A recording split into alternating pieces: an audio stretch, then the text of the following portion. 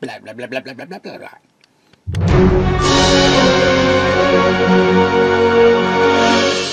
Hey everyone, it's Tony for emodels.co.uk. Welcome to part 4 of the Valentino Rossi build. And apologies for not being around for a while, but I had the throat issues and then work, double shifts and all kinds of things like that, and then my dog's had an operation on her ear. Yeah, she managed to whack her ear off something at some point. She gave herself a hematoma inside the ear. She had a cauliflower ear, so the vets had to operate on the ear to sort that out. And basically what they do is they slit the ear on the inside, scoop out all the rubbish that's in there, and then they've got to do that again with the ear flap. And to do that, they put buttons on the inside of the ear. In her case, it's 4 on one side, 5 on the other, down the long bit. And they stitch through the buttons like you would normally, and then they stitch across the little buttons, and then diagonally across the buttons, and diagonally this way across buttons, so you can get the big squish to help the ear heal back to itself. She looks like this, and it's she's got pink buttons, for crying out loud. However, right, so because of the throat issues, it delayed the filming of the figure itself, and I'm aware that I need to get these videos out. So what I was planning to do was build the figure as we've been doing so far. I'm going to get the hands in. And continue that from episode 3, I think it was, and show you how I fixed it. 'Cause, those seam lines were ugly, and there's all kinds of fit issues and things like that, but I fixed it all. And it just proves that with a little bit of graft, a little bit of TLC, you can take what is potentially a dog of a kit and make something absolutely amazing from it, as we can see from here. Now, on my regular channel, eventually you'll get to see Harold Space Wonder Horse, who had a massive great big crack back there, and hopefully I'm going to throw some pictures over the top whilst I'm still waffling at you. So in that video I'm going to show you again how to take care of a dog of a kit and make it look absolutely amazing and things like that. So that's what we've done here as well. So don't be put off by this. It is an absolutely brilliant kit, this one. Just needs a little bit of attention. Hopefully yours won't be as bad as this. Hopefully this is just a one-off.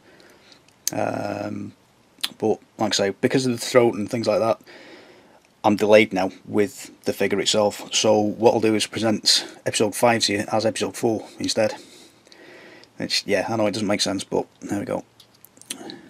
There's Rossi's mush. We've now matte coated it, and it looks absolutely spiffing. That's the cowl. No, it's not. It's the underguard chin thing for the helmet with the thing and the stuff. Don't worry about that. We'll get to that eventually. Because I'm actually filming the helmet stages at the moment. But that's where we are with the mush. And in this episode, I'll show you how I did that. So, pause here. Go make yourself a brew. Go grab your cookies and whatever, and then we'll crack on. Magic. Okay. So painting the face. In the instructions it tells us to use XF15 flat flesh, which I'm not going to do because flat flesh bugs me. It really does. That's not my skin colour at all. Bugs me. My normal skins, I tend to use oil paints in something this kind of scale. Now obviously that's a fair bit bigger than Valley is. Then that's a 1/9 or 1/10 scale, something like that. But everything you can see there on the face is in oil paints rather than acrylics. Gives us a little bit more blending time. Now that was done entirely with artist oils. Believe it or not, it was one of those. There's a burnt umber. Where's the other one?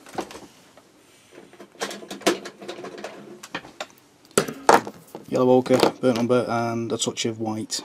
And it was basically on a bit of card, a couple of dots of oil paint, and then using something like that, which is the plastic from a kit. You just basically blend all your colours together. That's the main colour you'll be using for the skin.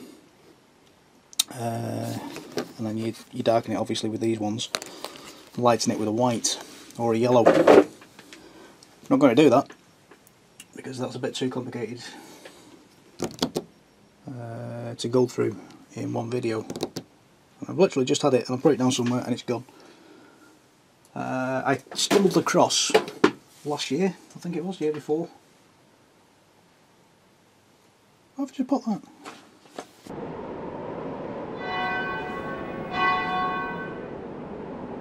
I found it, it's okay, I found it. So last year, or possibly 2 years ago, I can't quite remember now, I stumbled across Vallejo's face painting set, which is absolutely gorgeous. Don't know if you can make that out. I just used it for this fella. You can see the shadows and highlights and all kinds of stuff like that, and that's a 1/35th scale figure. So that's the kind of thing we'll be doing here now with Valley's face. And in the kit you get all those paints, and at first you think, oh god, I've got to use all those. No, you don't. They have to give you 2 examples. As you can see from the photos here, we've got a gladiator type looking bloke, and then we've got a Roman soldier type looking bloke. I think they're both Romans anyway, yeah, both Romans.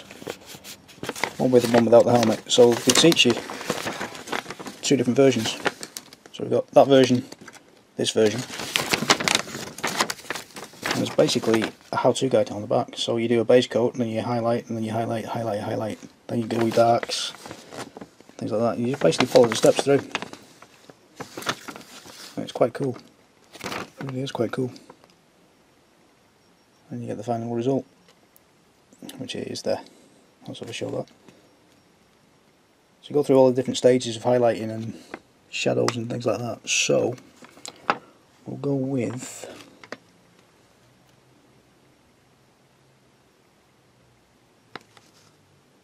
this one, I think. We'll go with this one, and then it gives you the colours at the top that you need. So we need brown sand,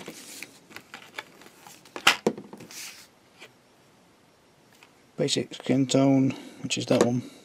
We need a shadow colour of burnt cadmium red, which is 814. And we need black. Ooh, why am I using black?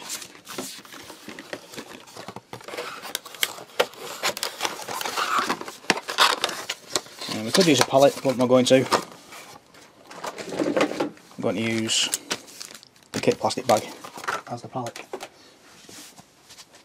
And that way I can make a huge mess and not have to worry about anything. So let's get the camera set up. As I was started saying, but then didn't finish. Yeah, it's me. I do that. The oil paint blendy type thing that we could do is a little bit too complicated because he's got his Magneto hat on. And we can't... oh, shadows everywhere. What's going on?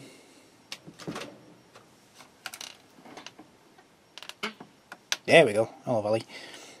So, because of these 2 cheat cards, we can't quite get in to do all the blending that we need to do. So, we'll go with acrylics for this. So, from that set that I was showing you a second ago, we've got the brown sand, it's the base coat, basic skin tone to lighten it, and then we've got burnt red for lips and shadows and darkening the base colour, and then a touch of black now and then. Now hopefully we won't have to use too much black, because I don't like using black to start with. That's an entirely different rant, but hopefully we should be able to get everything done with these 3 colours from the face painting set. It's a proper acrylic, so we do need to mix it down with water. Doesn't actually, there we go, water-based acrylics. So it's not like the Tamiya stuff where we have to use a specialist thinner, the X20A. So we don't actually need that.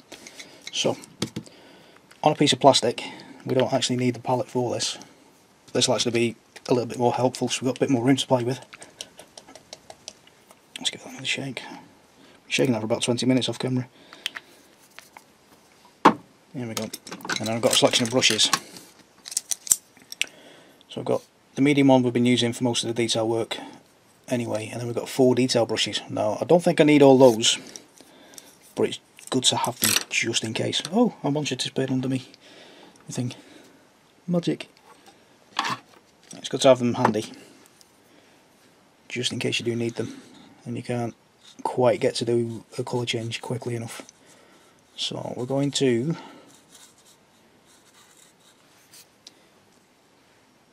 little dollop of paint. I'm just going to wet blend on there. So we need this quite thin. So we're going to build up a couple of thin coats on the face. Now, rather than pull and twist to a point like we have been doing for detail painting. So we get a nice little point like that, so we can get in all the detail bits. We're going to pull across and flatten the brush out and get a chisel edge.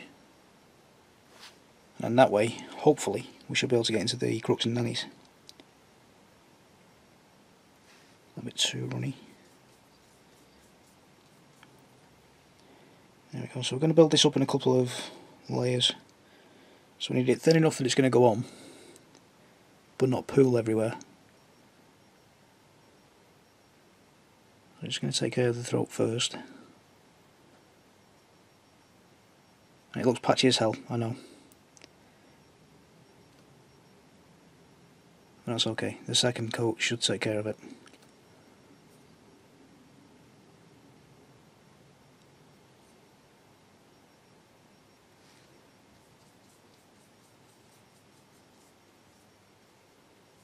Same again.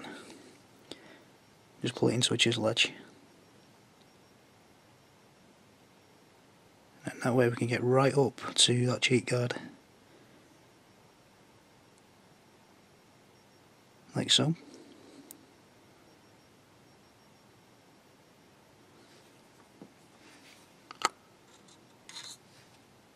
Just a bit more wet stuff. And move the piece around to suit you. Try not to dislocate your wrist or anything. Working round.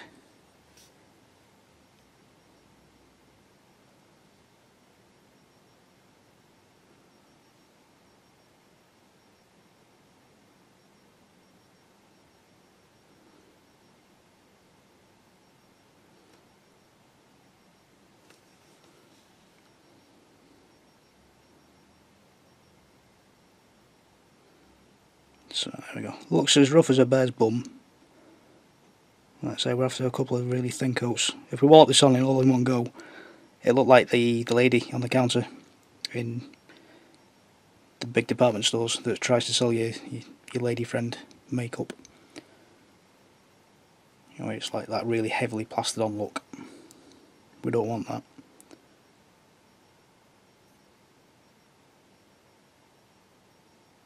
So we'll give that 5 or 10 minutes to just dry off, and we'll come back do a second coat.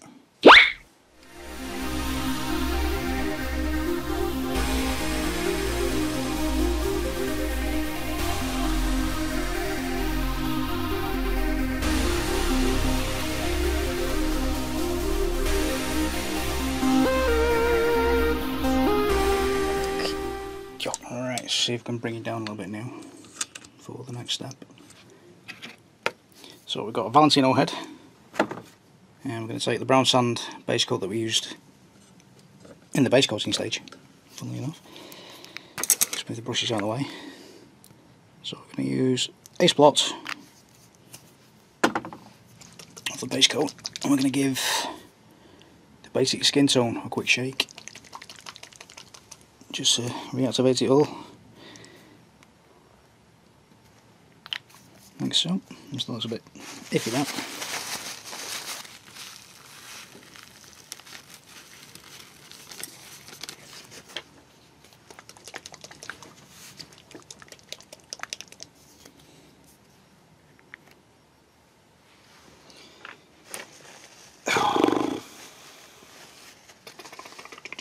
Basic skin tone.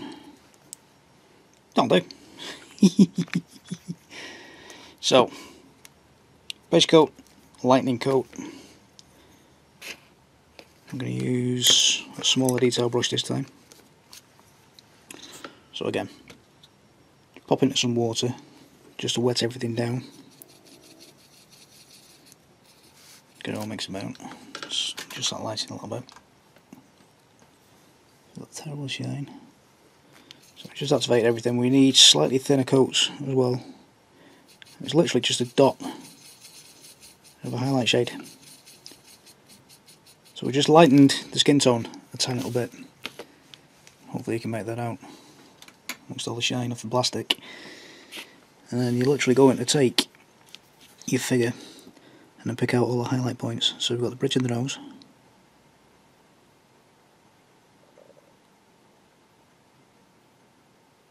into the cheeks.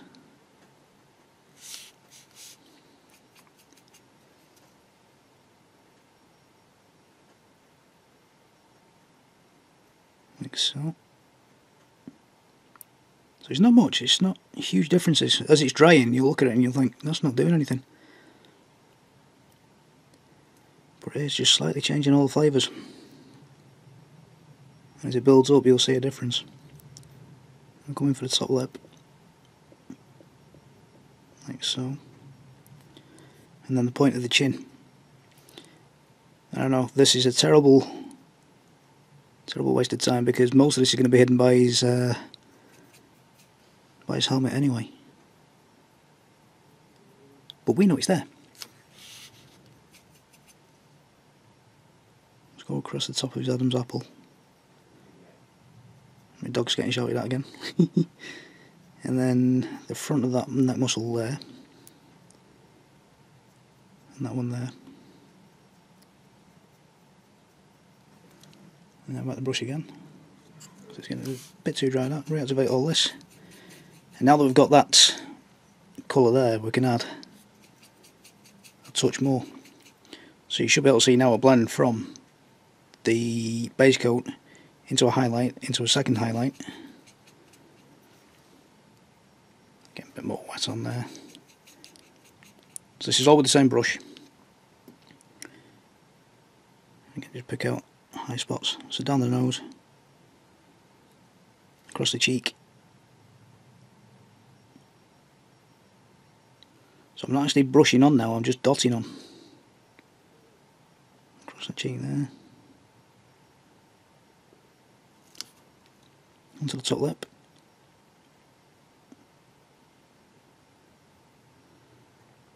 And then onto the chin. And what you'll find now, because the coat underneath hasn't quite dried off yet, you should see a blend taking place as well. My dad's being very windy downstairs. So hopefully you can pick out that I'm not actually painting on, I'm dotting on rather than anything. So we'll just wet that mix down again. Like so, and then one more dot.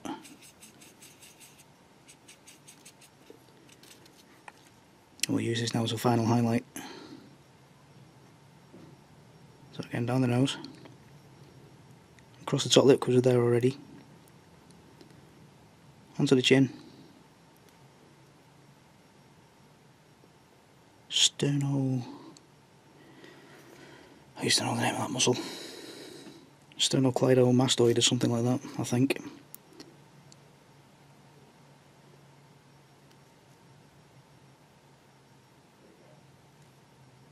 It's one of those great names where they've actually named it for what it does. It attaches to the sternum, through the neck, and into your mastoid, which is the bottom corners of your jaw. Yeah. Labrador's being sheltered up. So there we go. So a couple of quick changes. Hopefully you can make that out. Because the lock screen doesn't do this any justice at all. I can't quite tell what's going on that screen, but hopefully you can make that out. So that's the highlights, and then we come back with some low lights as well. So we're just going to leave that for about 10 minutes to dry off, otherwise we'll start blending dark and light together.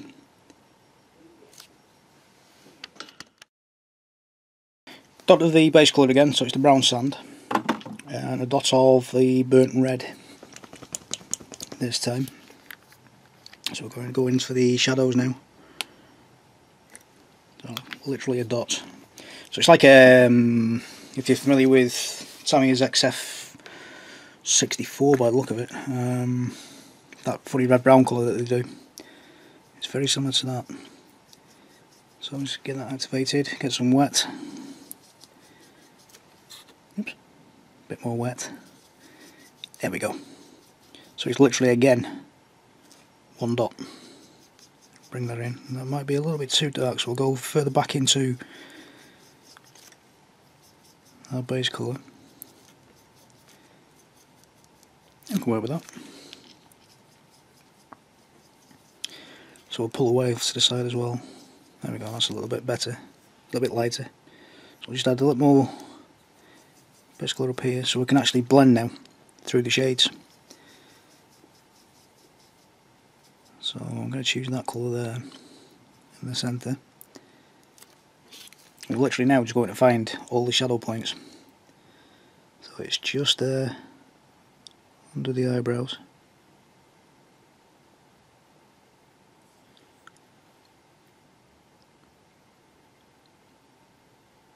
And that's just above the eyelids.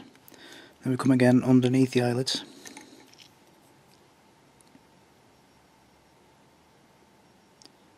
And this time we're going back to brush painting because we need the detail. So it's just there, just underneath. So we're creating a shadow now that isn't there. Hopefully you can see that. And all kinds of issues with my lighting, don't like that. We'll come underneath the bottom lip. And then we'll blend just underneath the chin as well. Again, most of this detail is going to be hidden by the helmet anyway, but we know this is there. So there we go, creating shadows now. And we're going to take a bit more of the red. And we use this for the lip colour. So there's not masses of low lights, not masses of shadows. And so if this was a full face we could go to town with it, but with it not being full face, most of it is hidden. But it's just a change from, you know, a bog standard lump of XF15 flesh. So there we go. It's a bit more character now we've got lips on. For the eyes, something that's often gets done, something that's often done wrong in figure painting, there we go, is that people use a true white for eyes. And if you look at a human's eyes, they're not white, they're actually a funny shade of very, very light grey because of what your eye's made of. You've got the vitreous and aqueous humour, aqueous, one of the two. So it's like the jelly inside your eyes. And it's quite freaky, I don't like eyes. That's the one thing that I'm squeamish about treating in first aid, is eyes. Don't know why. So we try not to use a true white. There are slightly blue in tint. If we go with on the red side, obviously you've got bloodshot eyes and you're tired, which is just wrong. So we're going to use the Model Air paint for this because it's already pre-thinned for us. And we're going to take the tiniest little dot of black. So it's the model colour black from the skin tones range. The tiniest little dot. Literally. Just to make it look a little bit grey. And that there is perfect. So we don't want true white.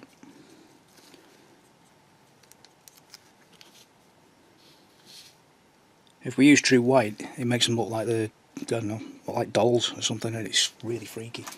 So I'm just going to bring that light over. I'm sorry about the shines. Let's shift all that plastic away. Out of the way. How's that? That's better, I think. So we're literally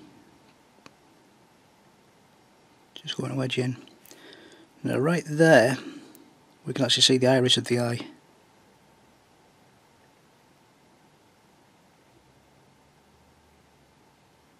Just off in that corner.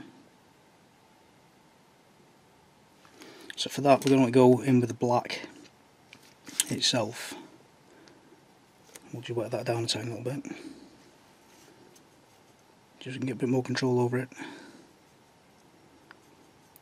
So I've actually still got white on the brush, so we've gone into like a really, really dark grey. I'm just going to wet it down again, just a tiny little bit, so we've got it a little bit more fluid than we would normally use. I'm going to pull and twist the brush through that to a point. So it's a really dirty grey that we've got. I'm actually going to turn him upside down for this, so I can get into that corner there. For some strange reason, when you're painting in eye pupils and the irises themselves, it's easier to turn him upside down. So there we go. So that's the grey done. Now this scale we can get away with that. If we tried using a blue over the top of that, it'll probably look a little bit too wrong. But I'm happy enough with that as it is. So while we've still got that black out, I'm just going to take that grey again, and we're going to paint these eyebrows in. And I know it's the wrong colour, but trust me on this one.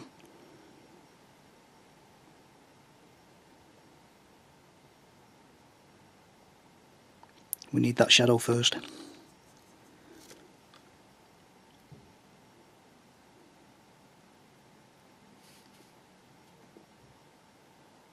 Just come across the top like that. So that's the. Just go a little bit further over. There we go. Drop the corner there, like so. Wet the brush.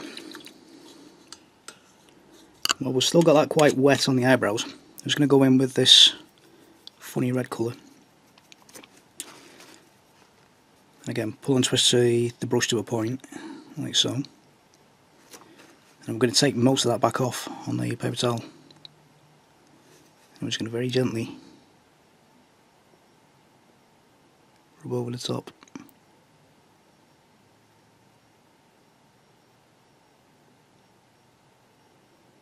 And hopefully that'll blend together and make a brown. If it doesn't, don't panic, don't start rubbing away at that now. Literally, dot of black into that red will make a brown. It's not a problem. I seem to remember a few years back as well, Valentino went through a stage of tinting his eyebrows, and he had all kinds of weird and wonderful hair colours and things like that.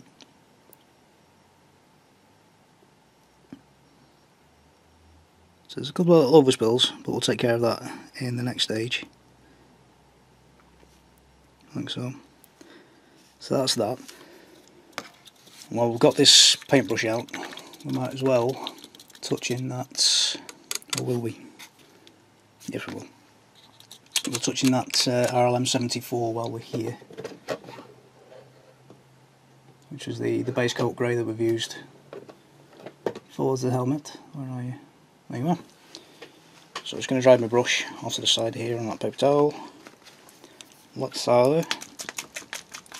So again, it's the Model Air RLM 74. Literally a dot on the plastic. Try to brush off on the back of your fingers.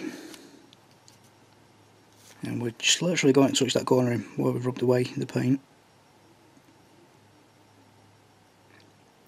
And just take the moment to just go around and fill in any white spots that you find. Like so. And we're going to leave this now for about half an hour to dry off and cure and do things like that, and then we're going to gloss varnish that. So we need to do a wash next. Right, so if we have a quick look there, that's the oil paint that I've literally just used for doing that second filter on the base itself. So this gives you an idea of how these videos are actually done now. I'm not too sure which episode this is at the moment. This will either be 3 or 4. I'm not too sure how it's going to pan out. And I've lost it. Where have you gone? There you are. So I'm just going to grab another oil paint brush. Let's say, if you'll have a look at my brushes, that's one range that I picked up from a hobby store that do craft stuff as well. Clues in the description I've just given you. But I've also got Games Workshop stuff. So it's the Citadel brushes. That's all my acrylics. I've got loads of cheap and nasty things like this as well for other acrylic work. I've got like a huge amount of brushes. I'm also about to start testing these things, the Army Painter brushes, which is similar to the Citadel brushes, and you get like ridiculously tiny ridiculously tiny bristles and detail brushes and things like that, and you get massive, great big, huge things. So I'm about to start road testing them very, very soon. I'll have to check if they're available from ear models or not. I think they are, but don't quote me on that just yet. If you see this part in the clip, then obviously I've checked, and yes, they do. So I'm just going to check how much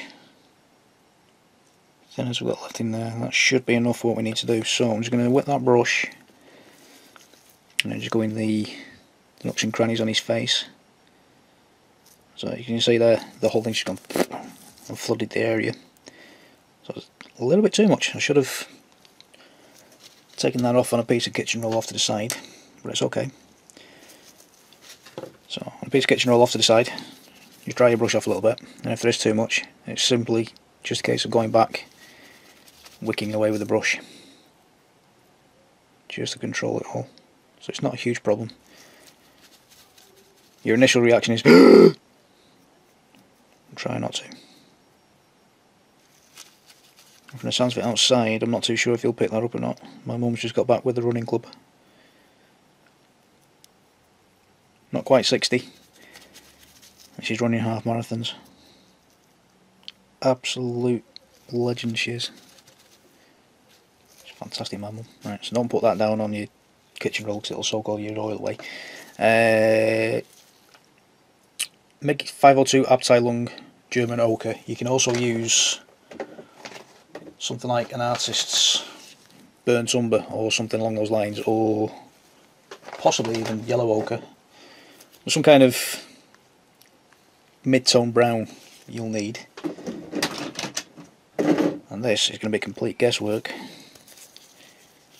literally. Now, I think this was in the German armour set that I got a while back.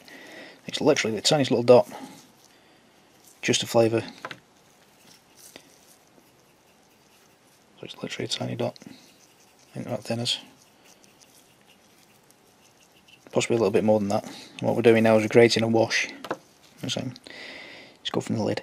Now the advantage of these MiG 502 Abteilung paints is the pigment in them is a lot finer than regular artist oils. They've been crushed in the milling stage to a finer degree. That might actually be too light for what we want. That's about the runny that I need. So as you can see, it's zipping off down the creases of my glove. So that's okay, but I'm not too sure if it's going to be dark enough. So I'm going to take away most of the excess on the brush onto the kitchen roll. I'll literally just wash it across like we did with the track. Find your words, Tony. So it's literally just smother the face, and what this will do is it'll find all the nooks and crannies in his face, and hopefully it'll blend everything together as well, all these little shades. You can see every now and then it's like the odd brush mark. So we'll cover the neck as well. So it's going to give him that little tan that he has.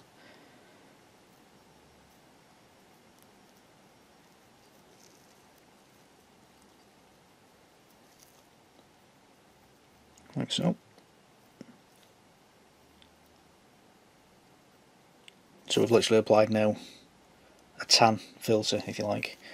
So same again, we'll leave him off to one side to dry again overnight. And we'll come back in 24 hours and see how he's doing.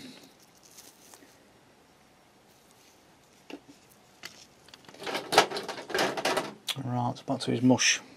So I've got German grey highlight from the MiG 502 Abteilung range. Beautiful colour, it really is. I've got another grey here, I'm sure I have. Oh, do your job, Tony. Available from emodels.co.uk. Terrible. That was terrible. That was shocking. Sorry, Peter. I'm sure I've got another grey. Is that you? Ah, faded grey. There we go.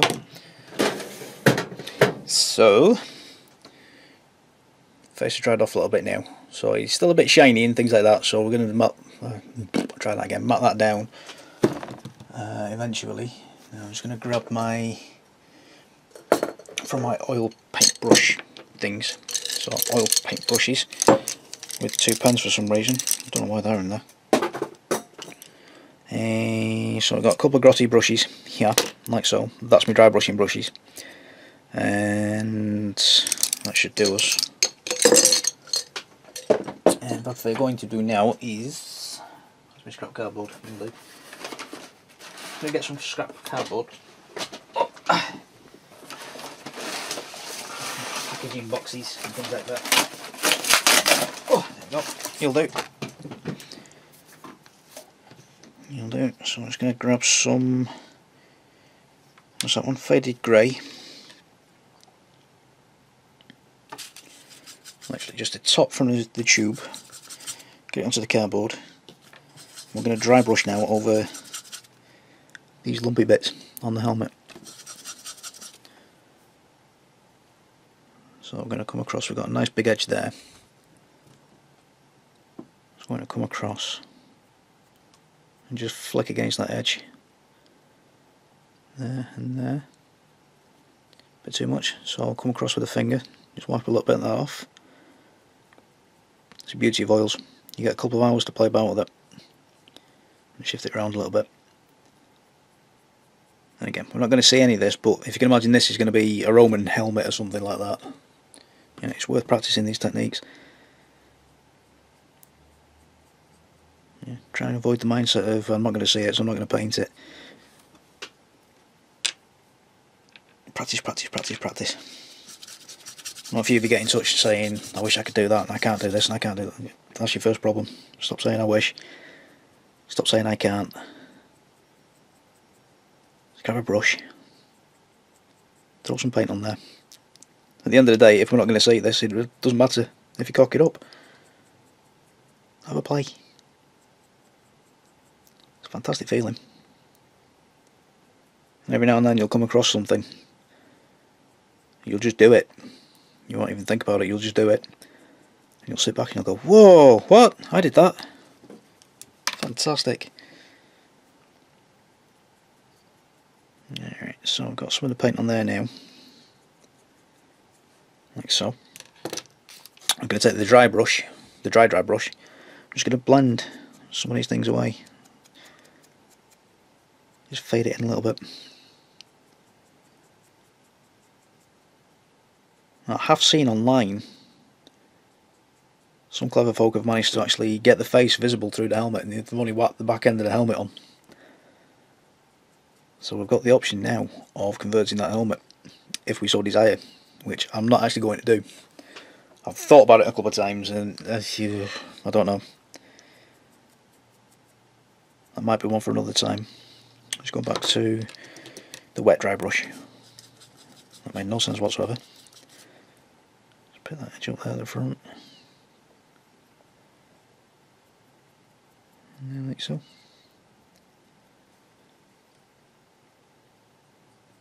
So yeah. Grab a brush. Get some cheap and nasty kits. Have a play.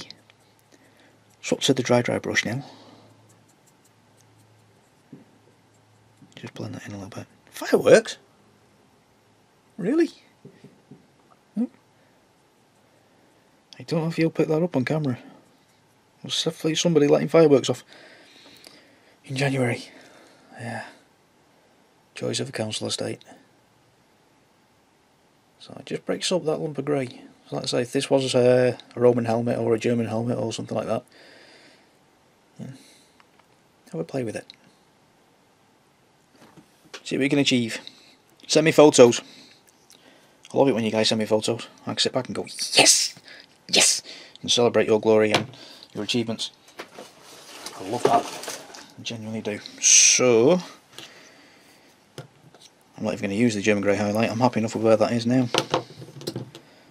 So we're going to leave that for, I don't know.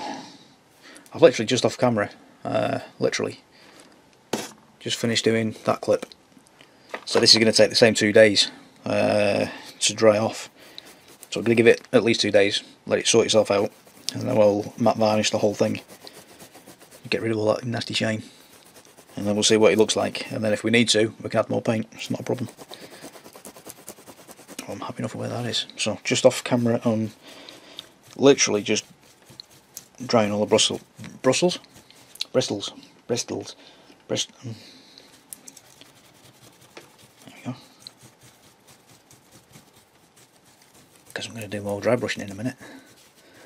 Yeah, because I'm going to do the figure in reality. Yeah, I know.